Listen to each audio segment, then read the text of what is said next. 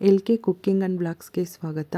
ಇವತ್ತು ಫಿಶ್ ತವಾ ಫ್ರೈನ ತುಂಬ ಈಸಿಯಾಗಿ ಟೇಸ್ಟಿಯಾಗಿ ಮನೆಯಲ್ಲೇ ಹೇಗೆ ಮಾಡ್ಕೊಳ್ಳೋದು ಅಂತ ತೋರಿಸ್ತೀನಿ. ತುಂಬ ಜನ ಹೊರಗಡೆ ಎಲ್ಲ ತಿಂತಾರೆ. ಮನೆಯಲ್ಲೇ ಯಾವುದು ಕಲ್ಲರ್ ಇಲ್ಲದೇ ತುಂಬ ಈಸಿಯಾಗಿ ಮನೆಯಲ್ಲಿರೋ ತುಂಬ ಕಡಿಮೆ ಇಂಗ್ರೀಡಿಯೆಂಟ್ಸಲ್ಲಿ ಟೇಸ್ಟಿಯಾಗಿ ಹೇಗೆ ಮಾಡ್ಕೋಬೋದು ನೋಡೋಣ. ನಾನಿಲ್ಲಿ ಅರ್ಧ KGಯಷ್ಟು ಫಿಶ್ ತೊಗೊಂಡಿದ್ದೀನಿ. ಇದನ್ನು ಈ ಥರ ಕಟ್ ಮಾಡಿಕೊಂಡು ನೀಟಾಗಿ ತೊಳೆದು ಇಟ್ಕೋಬೇಕು.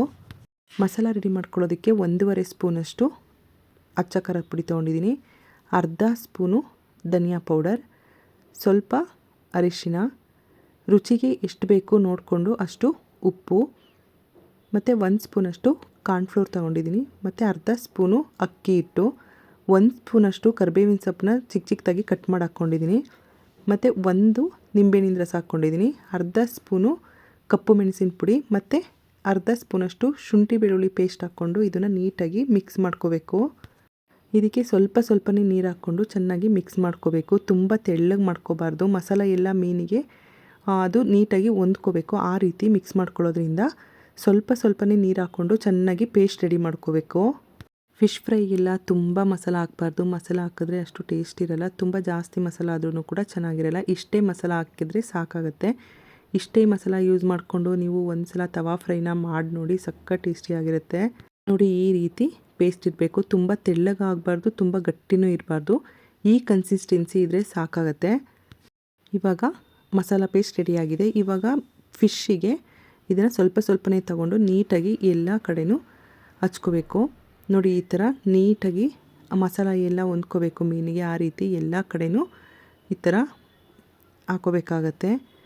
ನೋಡಿ, ಈ ಥರ ಎಡ್ಜುಗಳಲ್ಲಿ ಮತ್ತು ಫುಲ್ಲು ಎಲ್ಲ ಸೈಡ್ಗಳಲ್ಲೂ ಈ ಥರ ನೀಟಾಗಿ ಹಾಕೋಬೇಕು.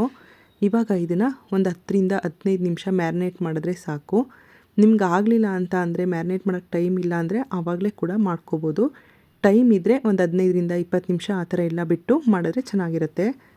ಇವಾಗ ಇಲ್ಲಿ ತವಾ ಮೇಲೆ ನಾನು 1 ಸ್ಪೂನಷ್ಟು ತೆಂಗಿನಕಾಯಿ ಎಣ್ಣೆ ಹಾಕ್ಕೊಂಡಿದ್ದೀನಿ. ನಿಮಗೆ ತೆಂಗಿನಕಾಯಿ ಎಣ್ಣೆ ಬೇಡ ಅಂತ ಅಂದರೆ ನೀವು ಯಾವ ಎಣ್ಣೆ ಯೂಸ್ ಮಾಡ್ತೀರಾ ಆ ಎಣ್ಣೆನೇ ಹಾಕ್ಕೋಬೋದು. ಇವಾಗ ಇದಕ್ಕೆ ಮೀಡಿಯಮ್ ಫ್ಲೇಮಲ್ಲಿ ಇಟ್ಕೊಂಡು ಮೀನುಗಳನ್ನೆಲ್ಲ ಇಟ್ಕೋಬೇಕು.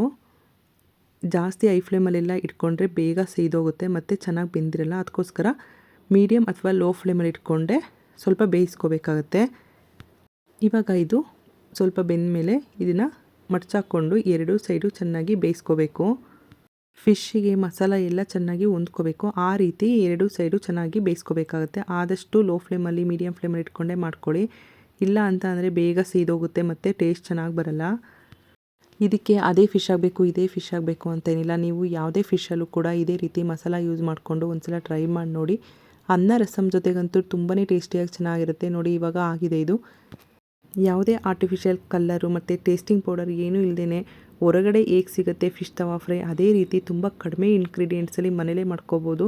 ನೀವು ಕೂಡ ಇದೇ ರೀತಿ ಒಂದ್ಸಲ ಟ್ರೈ ಮಾಡಿ ನೋಡಿ, ತುಂಬಾ ಚೆನ್ನಾಗಿರುತ್ತೆ. ಇದೇ ರೀತಿ ಈಸಿ ಮತ್ತು ಟೇಸ್ಟಿ ರೆಸಿಪಿಗಳಿಗಾಗಿ ನಮ್ಮ ಚಾನಲ್ನ ಲೈಕ್ ಮಾಡಿ, ಶೇರ್ ಮಾಡಿ ಮತ್ತು ಸಬ್ಸ್ಕ್ರೈಬ್ ಮಾಡ್ಕೊಳ್ಳೋದನ್ನ ಮರಿಬೇಡಿ. Thank you for watching.